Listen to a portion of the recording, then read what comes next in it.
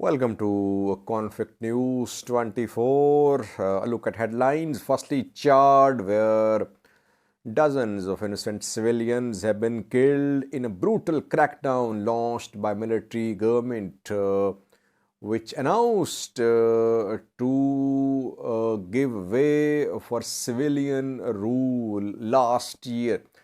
But then the promise was not kept, and people are out on the streets.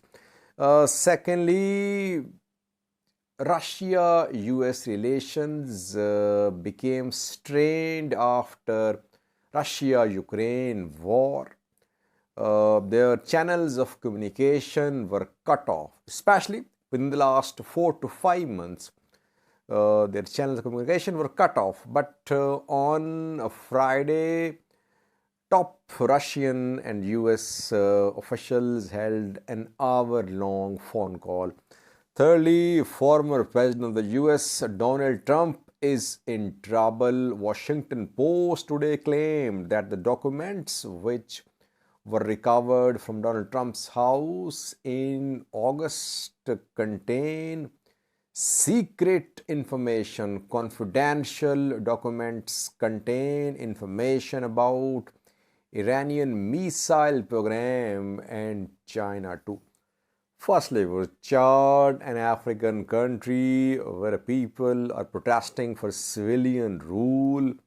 Army is violating its promise which it made last year in the crackdown launched by the government. Around 60 protesters have been killed and dozens have been injured. Chad was ruled for around 3 decades by Idris Deby. Idris Deby was killed last year in April fighting FACT rebels. FACT is a group of insurgents who want to overthrow the government. They've been fighting since 2016 in Chad. Mahdi formed FACT group in 2016. So while Idris Deby was fighting FACT fighters, he was killed in April last year. FACT fighters have their bases, their strongholds in Libya too. Libya shares border with Chad, and Chadian fighters fought in Libyan civil war too. They supported GNA, I think, because they were attacked by LNA. And Libya Chad border is used by FACT fighters to move into Chad, carry out attacks, and then they return to Libya. They have their bases on the Chad side of the border as well. And Idris Deby was killed while fighting FACT rebels in the areas close to Chad-Libya border. After Idris Deby was killed, his son, who is an army officer, took office as country's interim leader last year. He promised that by the 20th of October 2022, transitional period will come to a close and the country will come under civilian rule. 20th of October 2022 has passed, but no civilian rule. Idris Deby's son, Mohammed Deby, has extended the duration of transitional government for around 2 years. That is why people are angry. They say that Mohammed Deby, Idris Deby's son, wants to continue like his father ruled the country for 3 decades. He wants to continue as well as the country's ruler, though he is an army officer. No elections, no civilian rule. That is why people are angry. They are protesting. State of emergency has been declared in Chadian capital, and people chanting slogans against military government are blocking roads. Government forces are using live ammunition, and 60 casualties are being confirmed so far. African Union's chairperson Moussa Faki is from Chad, viewers, and he has condemned the ongoing action by state forces against protesters who are just uh, struggling for a civilian rule in Chad.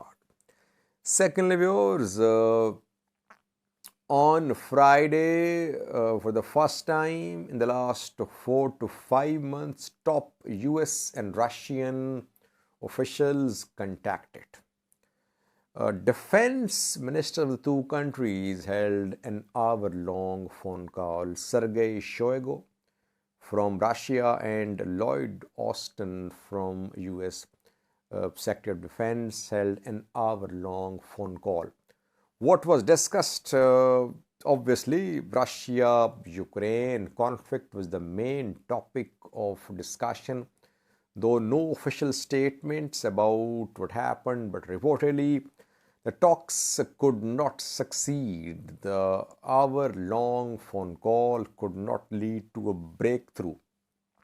Russia-US relations have remained very strained since the start of Russia-Ukraine war, when Russia attacked Ukraine on the 24th of February this year.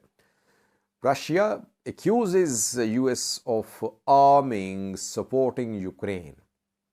US, on the other hand, says that Russia has regional ambitions. It wants to expand Russian Empire. The two countries are fighting a proxy war, you can say, because US weapons are playing a key role in helping Ukrainian forces. US is providing HIMARS, US is providing anti-radiation missiles, other forms of weapons.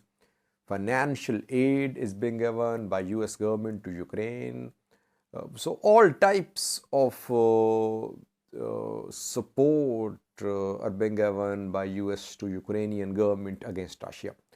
But it's a very positive development. The two countries, Russia and US, they have not completely cut off their channels of communication, which were cut off, but Friday's telephone call indicates that the two countries want to restore some channels of communication, but no breakthrough in the phone call reportedly. Lastly, was a former president of the US, Donald Trump, is in trouble. Donald Trump's house was raided in August. His home and his private club were raided by FBI in Florida. It was the 8th of August when his house was raided. And FBI recovered some documents with hundreds of pages from Donald Trump's home and his private club.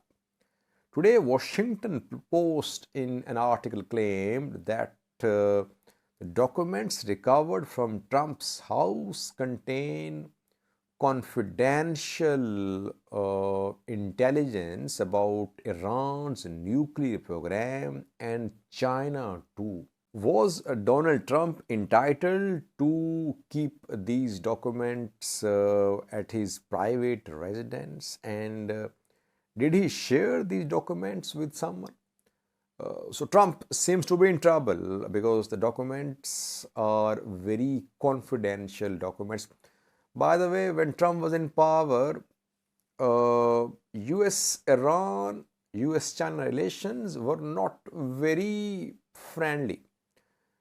Trump withdrew from JCPOA, the deal signed by Democrats before Trump came to power. And Trump was closer to Russia than to China. He tried to develop good tie with North Korea as well. Donald Trump wants to contest 2024's presidential election.